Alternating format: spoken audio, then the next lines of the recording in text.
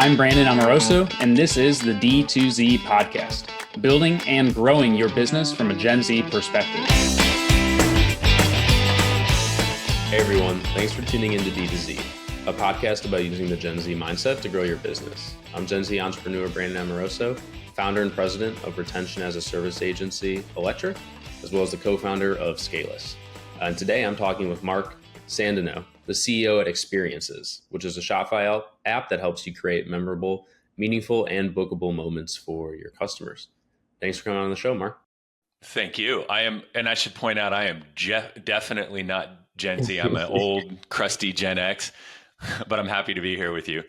I'm barely Gen Z. I just missed the cutoff of being millennial, which I'm very grateful for because I feel like millennials get a bad rep. Yeah, it's just humanity unfolding, and I think it's unfair when we do that. And the other thing I've always remarked about is, like, I look at you and I think, oh, this is one of my peers, and you probably look at me and say, oh, look at an old guy. But it's amazing. It's amazing how as time unfolds, humans just look like humans, right? And we're in the same space. We're serving similar customers. We're going to the same coffee shops. I mean, I'm in Seattle, you're in Miami. But it's kind of a funny thing, the generational distinctives, I think. Yeah, there's no Pete's Coffee down here in Miami. That's actually my biggest gripe with Miami. Or sorry, Phil's Coffee. Phil's Coffee is the yeah. Well, I don't know that we have that in Seattle. Obviously, this is Starbucks land. And then all that, yeah, I mean, you can chuck a rock and hit a Starbucks in Seattle. They're in the most unlikely places. And then you have your hipsters who are like, man, I never go to Starbucks. I only go to third wave coffee, pour over, Yirgacheffe, single origin, you know, whatever. I used to be a Starbucks hater, but then I moved to Miami and the coffee here is awful. So I've been going to Starbucks quite a bit because I don't know what it is about the Cuban culture or Latin American culture, but their coffee is terrible. And it's not the same as being in LA where there's literally a craft like coffee shop on every block. So right. Yeah, and if you don't order it correctly, you're going to get the stink eye and be asked to never return again. Yes, or if I order it in English instead of Spanish, I also get the stink eye. So yeah, but enough about coffee. Let's chat about experiences. So, can you give everybody a quick background on yourself and how you got here, and also just your company in general? Yeah, I mean, I'm tempted to do a segue right into experiences because a lot of our customers are coffee shops that are doing really interesting coffee experiences. But I do think it is kind of interesting to hear about the humans behind the thing. Yeah, I'm a recalcitrant, reprobate entrepreneur. I have been more unsuccessful in my life than successful. So, I mean, as measured by, I guess, when you're rolling around in your filthy lucre and you have hundreds coming out of every pocket and orifice. Maybe that's not a proper definition of success, but I have launched and stopped things so many times. I've been in manufacturing. I've been a real estate developer. It just kind of goes on and on and on. I had a conversation with someone yesterday and something came up. And I'm like, oh yeah, I have some experience with that. And they're like, dude, what haven't you done? And why aren't you more successful? And it's like, well, because I had shiny object syndrome. I would just move from one thing to another. But somehow I've managed to make a living as an entrepreneur for a number of years. The one thing I've done a lot of is tech. And over the past, since probably the last dozen years, I've been building software with teams for businesses large and small. And a few years ago, we had an idea for a SaaS product that would empower brick and mortar retailers to host experiences. And in a way, that's not a particularly revolutionary thing, right? But we looked around and we said, okay, there's this phenomena called the experience economy. And it's sports, entertainment, travel, and dining. And obviously, that's a lot of money. It's every Coldplay show. It's every seat in a restaurant. It's every seat on a plane going to someplace in the world. So what is it? It's easily many, many billions of dollars and potentially trillions of dollars. And this is what, Ticketmaster and Eventbrite and myriad booking things facilitate for hotel rooms and plane seats and restaurant seats and just ticketing. But what didn't exist was a way for the average everyday retailer to, in an on-brand way, at their domain, controlling the customer data economically in a way they wanted to communicate, offer that within their businesses. And in an era where you don't have to leave your home to buy anything, why do people leave their homes? They leave their homes to create memories. So we was like, well, let's build something for retailers and let's do it on Shopify. Within 5 clicks, you can have this whole, we called it an entitlement engine, fully customized, owned by you, with us in the background running that. And that, getting back to me, just really floated my boat, because I am the kind of person that has made sacrifices in my life, up to my detriment, to have experiences, because they're the best thing. And I think more and more, like, the brands that I talk to or work with, even if they don't have that retail location, they're trying to figure out how to create those in-person experiences, because that human element of connecting with somebody one-to-one is really invaluable. But then there's also so many applications from a marketing standpoint, benefits that you get from having in-person events or in-person experiences as it relates to, user-generated content or social sharing on platforms. I've found so many restaurants or so many, new things to do or try because a friend will post it on their Instagram story, or, a TikTok or whatever it may be. Which don't even get me into like how, from a business standpoint, you can attribute and actually track how people are finding you. But like, that is something that is really top of mind for a lot of the clients that we work with, is even if they don't have that retail, shop or footprint, creating in-person experiences. Yeah, it's really interesting how well, and really it started with the millennials.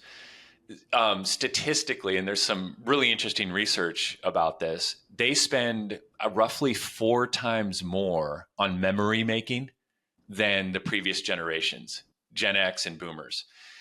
And they value it by how they spend money, significantly more than other generations. Gen Z inherited that with some of the attributes of Gen Z-ness, which is they're even more conscious of their social standing than Gen Y, as evidenced by how much they use their phones to memorialize the things they do, which is something retailers can take advantage of. But they're also more frugal with their money. Something like 2/3 of all Gen Z people use budgeting tools regularly. Like, pop quiz, do you use a budgeting tool, Brandon? Because you're just in on Gen Z. I've started and stopped on them, and I think Yeah, right. part of the reason I don't is because it's so horrifying that I just like, we'll Yeah. push it to next month. Yeah, I'd rather bury my head in the sand. I just this morning I was like, oh geez, I like YNAB. I really need to get in there and use YNAB, and you need a budget.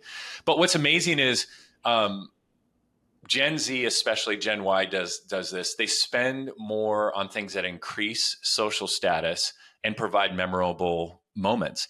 And getting into this business, which I kind of did as like a way to scratch my own itch, because I didn't finish college because I wanted to just go trip around Europe. And I remember my friend saying, dude, if you drop out of college now, you're never coming back. That's just the way it is, man. I'm like, no, man, you don't know me. I'm coming back. And guess what? I never came back because I got out of the system, and I was like, this is the way to live, is to have experiences. And also the reality is, while education is great, you can just kind of become an entrepreneur and insert yourself into the world of business. And nobody asks ever, unless you're doing brain surgery or, practicing law, like, what kind of grades did you get and where did you go to school? It's not come up very often for me. But you start to understand that,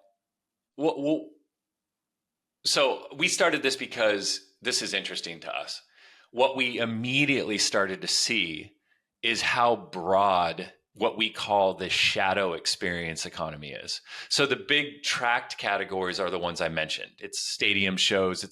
It's the place that Ticketmaster and others try to service because they can get those those insane convenience fees, and then other people kind of ride their coattails. It's like, well, we do convenience fees, but it's less than Ticketmaster, so you should use us, right? There's this. So sports, entertainment, travel, and dining. But what's not tracked is the goat yoga, the alpaca experiences. Like just this last week, I was talking to one of our customers, Simon Says Farm, SYMANSAYS. I encourage anyone who's listening to this to just go check it out. You can go do their goat snuggling experience. And they do, from what I can tell, quite well, inviting people to come and snuggle baby goats. And of course, there's goat yoga and there's alpaca stuff. But this whole shadow experience economy is not just farm experiences, but it's breweries, distilleries, and wineries. That's our biggest category. It's people who are selling, like the alpaca farm, for instance, to jump over. They're selling wool, they're selling made objects, and they're selling experiences. And whether it's a restaurant group who's doing, we have lots of restaurants that do cooking experiences.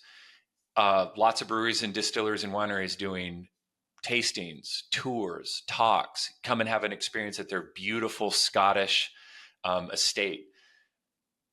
But what we've seen is across the board for any retailer that understands that they're competing with the whole direct-to-consumer world, they understand that unless I create community around my thing, I am going to potentially become irrelevant. This is why, like, Lululemon has a 25,000 square foot flagship store in Chicago that's mostly experiences, because they realize that really great direct-to-consumer competitive athleisure wear can get into the mailboxes of their ideal customer. And really, what we're seeing is smart retailers are realizing it's like, yes, I want to sell my widget, my thing. I want to sell my running shoes. I want to sell whatever, my alcohol. But if I'm not creating community around what I'm doing, I'm going to fail. And I think status plays an important part in that as well, and something that like a Lululemon taps into, but even more so some of these luxury brands and whatnot, because the difference between item that I can buy on Amazon for a tenth of the price of a Lululemon item, it's really not that much. But I don't have Lululemon on, I have whatever on, and so that has a big impact as well. But I think it's becoming a little bit less and less, maybe on the status side, because like for me at least, I spend so much money on trips, food, wine, anything that's like experiential. But I'd sooner be caught dead than buying, a high end like fashion, shirt or watch or something to that effect. And I think that's showing up more and more within the younger generations, is that they're leaning towards those experience-based purchases versus, materialistic items that maybe had more value to them, in previous years. Yeah, I think it's interesting to see Gen Z especially say, I'm not going to be duped by your brand. I'm going to instead lean into my sensibilities, which is creating memories, being frugal with my money. But I will eat a power bar a day for 3 weeks if it means I can keep up with my friends and what they're doing, which is mostly experiential. I want to spend the summer on a Greek island. I don't care about your Prada, Gucci, Balenciaga stuff. I don't care unless they get it at a thrift store, right? And then it's ironic. I think the other thing about Gen Z that is sort of a blessing and a curse for brands is what you mentioned, like keeping up with the friends. But what's hot for 6 months can very quickly become irrelevant pretty much overnight, depending on the trend or what people are paying attention to at that time. You see it with sort of the rise and fall of Logan Paul's Prime energy drink. I mean, Right. that thing was absolutely crushing it for like what felt like a year, maybe a year and a half. And now it could not be further from where they were even 3 months ago, because it just wasn't cool anymore. And also there Yeah. were lawsuits and things like that. But, um, Gen Z's attention is very short as well. And that's not Right. just in terms of the way they consume content, but it's also the way that they shop from brands, or, what they're trying to keep up with their friends. Yeah, this is something that I've thought about a lot, because you have these brand moments and these trending viral things. And we've always had things like that for every generation. Here's a question: what is eternal in a way? What transcends a viral, um, immediately adopted, flash in the pan kind of thing? And so, looking across all our customers, they're like, if you have this Venn diagram of, here's this kind of experience and here's this kind of consumption and here's this thing, like, what's in the middle? The only thing I can see that's in the middle, the only thing that is persistent and durable, is nostalgia. And nostalgia, it's interesting. It used to be, I think it was World War One, when they saw that the Swiss army guys were kind of forlorn and wistful. They were in another country and they were pining for pigtailed Heidi in the rolling flowery hills of Switzerland. And they were like, this is a psychological disorder, this nostalgia. But what they noticed over time, and I'm butchering this research, was that the Swiss army people were more committed, fought harder, and were more effective overall because they were pining for what they didn't have. And nostalgia is triggered by a sense of loss or longing for something that once was. But it turns out it's the Happiness Institute in Europe, I think led by a guy named Mick Weeking. Once again, do your own research, folks. Seems to indicate that through the research, positive memories triggered by nostalgia actively alleviate anxiety. And I actually think what's happening here is the reason why Gen Y and Gen Z have gone to memory making and nostalgia like flies to light, is because they've rejected the over-the-top consumerism of previous generations. That's one thing I really admire about the generations that came after me. They're like, I will sell my kidney to go hang out in Vietnam for a month. Yeah, and is that because they're foolish? Obviously, that's probably a bad idea. But no, it's because I value something different. So smart retailers are understanding what this persistent thing is versus hot branding and, the right influencer. They're leaning in to helping people create nostalgia because it's so durable. Yeah, I think, well, for one, you do have two kidneys, so there are worse things, I guess, that you could sell. See, and everyone listening to this, here's a Gen Z person right here. He's getting ready to sell his kidney. He's rationalizing. I feel like you can. That's a good point.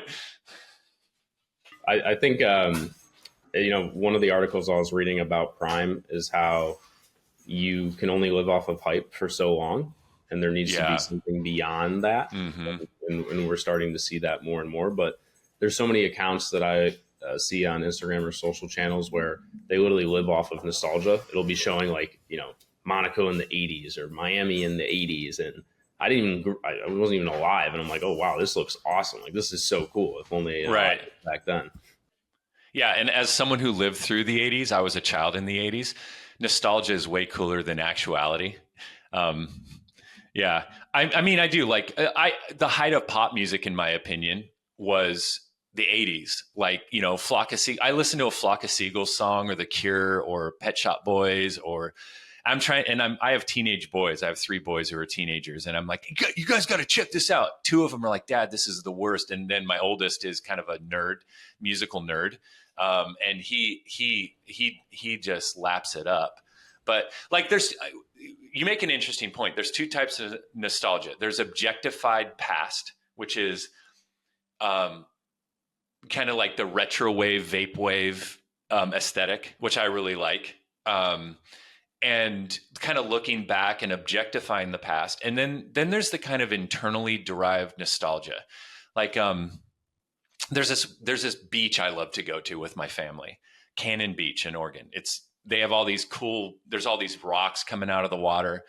And even when the experience itself, maybe it was cold and windy and one of my sons forgot to bring a jacket and he was griping the whole time, who knows what, I tend to, but like, let's say I look back and I say, oh man, remember that that morning in Cannon Beach where we went out and we went around Haystack Rock and the tide was out so far, we were almost able to get all the way behind it. And what I have is, it maybe is triggered by, man, I just want to get out of the rat race and get back to Cannon Beach with my family and friends and have beach fires and all that stuff. All the rough edges are blunted off for the most part. And another interesting phenomena is I will screw up the memory. Like I'll remember it different than it actually happened, but the peak is the positive. So I have a positive peak that I remember, even when the actual experience doesn't meet up with my recollection of it. And hey, you just got a warped memory, or is it the best part of nostalgia? I would definitely, move towards the latter, because even going back to like San Diego last week for the first time in a couple of years, and I lived there for a while, and then I moved to Miami. To your point about nostalgia and building up all the positives and sort of forgetting about all the negatives, as soon as I got back there, I was like, oh shit, like I almost kind of wish I didn't come back, because I had built it up in my head, that it's so exactly. Great and then you get back there and you're like, oh wow, here are all the things and all the reasons that I actually ended up leaving to begin with, right? Which I think lends itself more to your latter point. But as it relates to nostalgia, when brands are thinking about experiences, how can they tap into that, especially if they're a new brand that's entering the market? How can they elicit those feelings and build that into their like experience strategy when they don't have the ability to do you see all the time from some of these big brands that have been around for a while, like Nike or whatever it may be, where they're tapping into the fact that they've been around for 40, 50, 60 plus years. You obviously can't do that if you're a new D2C startup. Yeah. So I think there's a very, very clear path forward. Excuse me. The first key is to recognize what you're actually selling. So are you selling a widget, or are you selling community? Are you selling a thing, or are you inviting people in to have an experience with your brand? This is not a new thing. There's a book called The Experience Economy, written by Pines and Gilmore. And it's kind of broad experience economy. They talk about Disney. They talk about how the best brands do this really, really well. So if you're a brand and all you're doing is slotting stuff on a slat wall and hanging it from the wall or from hangers, or you're you're merchandising things cleverly on a table, and you expect people these days to just show up and consume, maybe that happens because you have an incredibly unique product. But if you're not aligning your product with the experience it provides people and how that thing, I just listened to a talk from the founder I was at an event in Seattle last night, the founder of Uggs, the sheep skin boots, came and talked about why it was a very tumultuous rise to $1 billion company. But he was talking about how when they really started to take off was when they started to align themselves, their ethos, their mission, and their message with their actual customers' life they were living. It wasn't beautiful people in bikinis and handsome models. It was surfers walking to the break, right? And so what's happening today, as Gen Y and Gen Z say, we're not just about consumption, even if it means it's tapping into our ideals. We are actually wanting to have those experiences. So smart brands are aligning themselves with the experiential. And I'll give you the most peculiar vertical that's doing this really well. It is candle making workshops. Have you ever done a candle making workshop, Brandon? Can't say that I have. Though Okay. I did do a ceramic workshop once in like a Yeah. mountain So town in California. So yeah. So similar thing. So, but let's just focus on candle making workshops. We have so millions and millions of dollars of revenue goes through our app that are candle making workshops. And it is almost inexplicable because candles are the original commodity. They are. I mean, you can get a candle shipped to you same day from Amazon. You can go down this, you can go to your local grocery store and pick up a candle. Why are people paying such a premium from $35 to $75 to come and contribute their own labor to make a candle? They choose a vessel off the wall. They smell a bunch of scents. They mix it into the hot liquid. They put the wick in there, and then they come back 2 hours later to pick it up. So they're contributing their own labor to make a candle, and they're paying a premium to do it. What's actually happening there? Are they saying, you know what? I just really need a candle. I don't have enough candles, so I'm going to go make a candle. No, they're not doing it because they need a source of light or minimal heat, or they just need some good scents. They're going with their besties to have an experience together to create a durable memory. Now, they don't think of it that way, but when that candle's done and they see it on their desk or they see it on their mantle, it's a totem for a memory they created. So this is my advice to every single merchant in the world. Let's say I'm a beverage brand or a winery. If my bottles are slotted right next to every other bottle of wine in the local grocery store or bottle shop, I am not distinctive in any way unless I have an amazing rating, and maybe I've won so many awards I can't be ignored. But even then, there's so much noise. The reason these venues are doing experiential stuff is they know, let's say 2% of their customers come, or maybe generously 5% of their customers, if it's a regional winery brewery, walk through the doors. Here in Woodinville, I'm really close to Woodinville, Washington. Oh yeah, you and I have talked about this before, Brandon. There's the wine walk, there's all that stuff. It's and maybe 5% of my customers come through my door. What's actually happening there? Is it just, hey, I just needed to taste some wine today, so I decided I'd come? No, I want to experience this brand I'm into, and it's consumption. It's conspicuous consumption. I'm going to take pictures. I'm going to create UGC, user generated content. I'm going to promote that, not because I just really want to promote this winery. It's because I am memorializing an experience I have. It's a little bit ostentatious. It's probably not over the top. It's normative. And I am subsequently, as that 5% customer base or whatever the percentage is, I am the best advertising that could possibly happen for that brand. And I'm a super fan. And it turns out it takes very little to become a key component of your customers' lives. If you're a little bit thematic and you do just a little bit of staging, and you allow people to come in and buy what is the most valuable thing to them, which is a memory. You help them, you facilitate memory creation. You are going to be so much more successful than your competitors. And retailers, they think, well, my thing isn't appropriate for that. It's like if you looked across our customer base and you saw the kind of things people are creating experiences around, you're like, oh, you can make an experience around literally anything. what's the weirdest experience that has been Oh sold man. on the platform? In some ways, so there's two categories. There's like, so let's just do the mundane.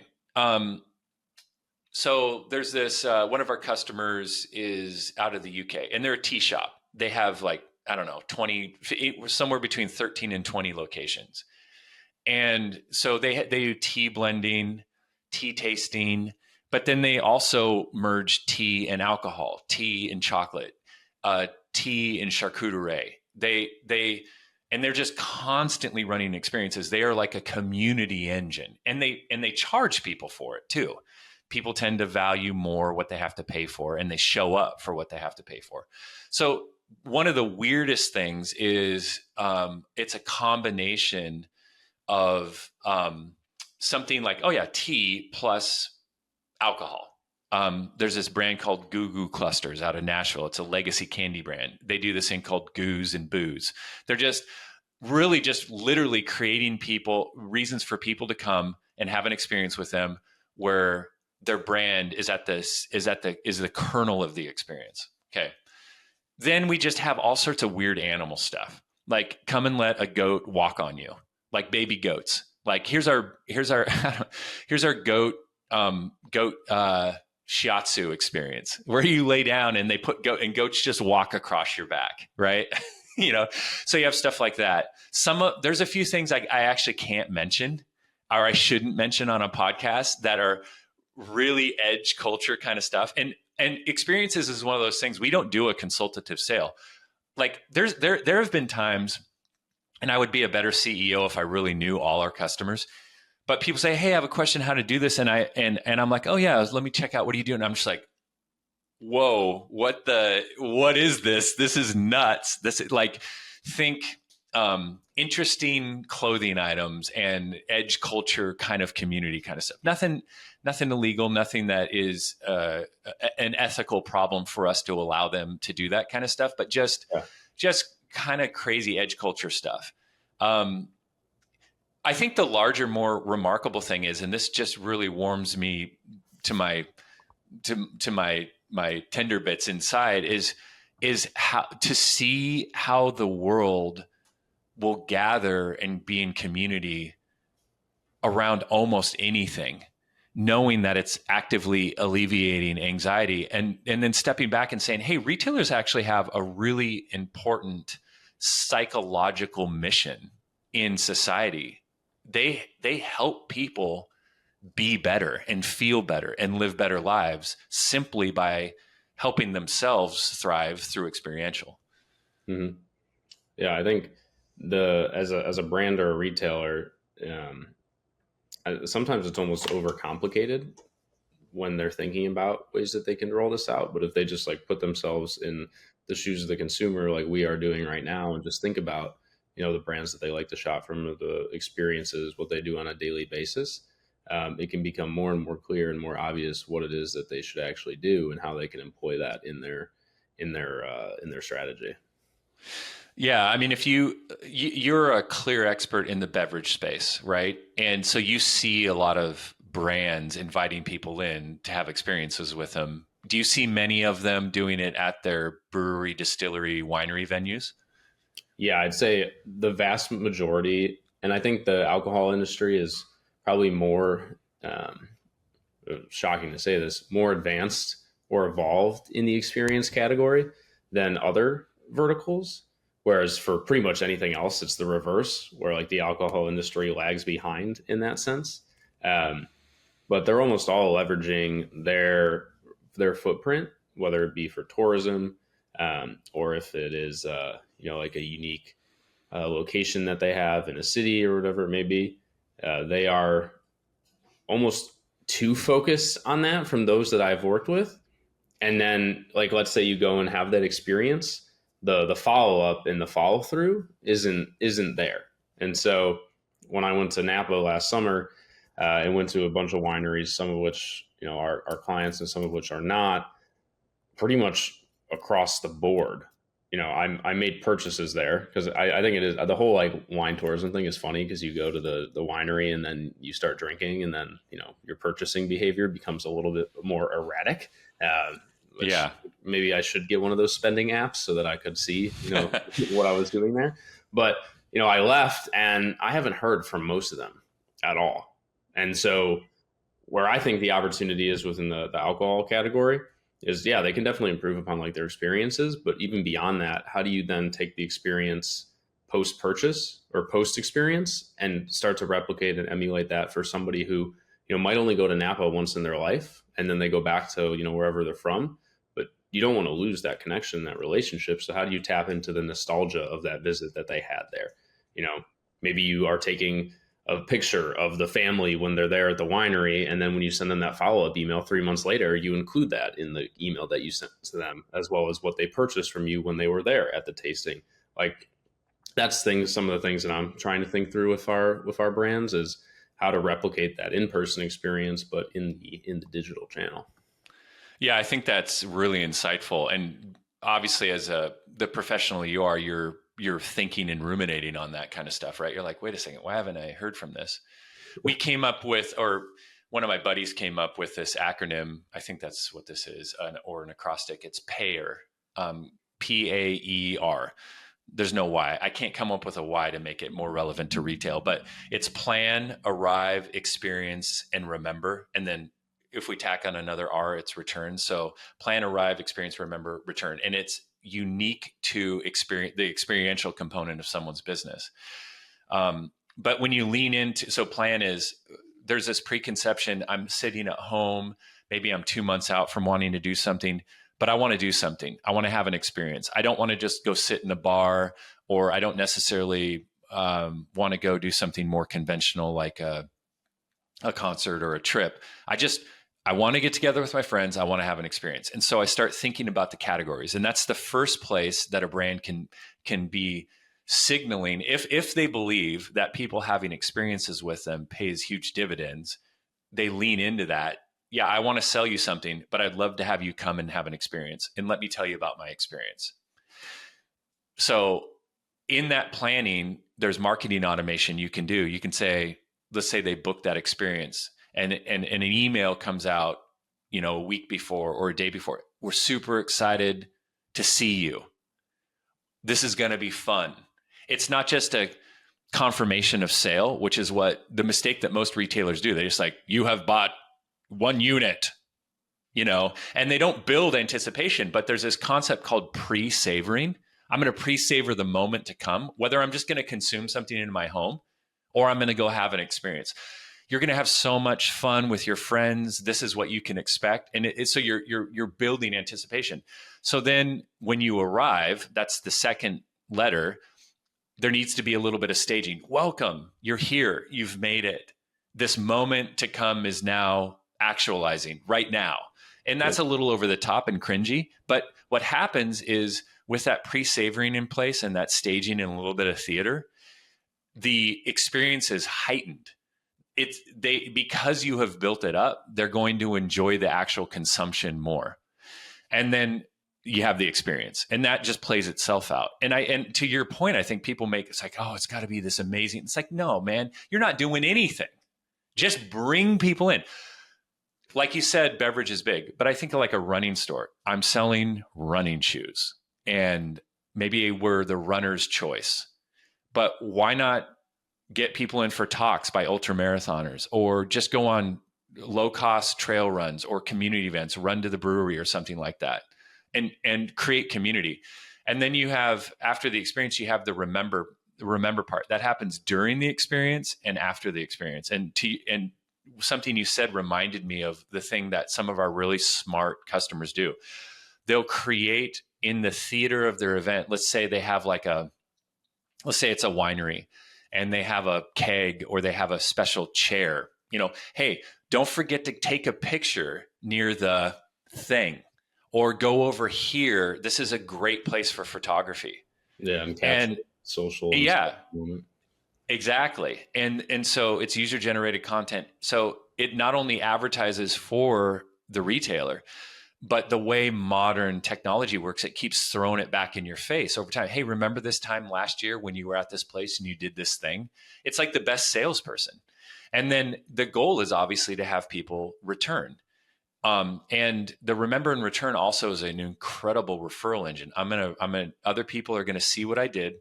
And 2, I'm going to return with my friends and other people because I want them to actualize this experience with me. And that's just a really good, the PAER model, plan, arrive, experience, remember, and return, is like a convection cycle of success in experiential retail that most retailers completely neglect.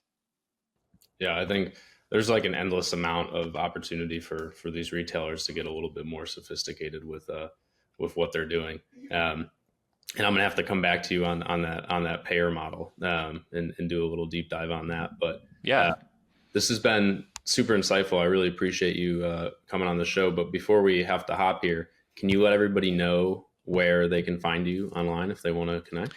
Yeah, the fastest and best place to find us is at experiencesapp.com. You can also just type into a browser experiences and Shopify. We just come right up at the top. You can email me at Mark MARK at experiencesapp.com. I'm heavily involved in the chat. If you do a free trial with our app, you're probably going to get me in the in-app chat. If you're an agency or you're a dev shop and you want to get a tour, or you're a customer and you want to get a tour, I'm happy to do demos. And the app is also you can use it forever for free if you have a partner account and you're an agency. Just screw around with it, experiment with it, poke at it, and then one thing I love to do is I have that pair I have a little presentations, like a 6-slide presentation that talks about pair, plan, arrive, experience, remember, and turn. And then I have conversations with brands about how it could work for their brand. And I'm happy to do that for free for an unlimited amount of brands that want to do it, along with other agencies or direct to those brands. Awesome. That sounds great. Well, thank you again for coming on. For everybody listening, as always, this is Brandon Amoroso. You can find me at brandonamoroso.com and electricmarketing.com. And we will see you next time.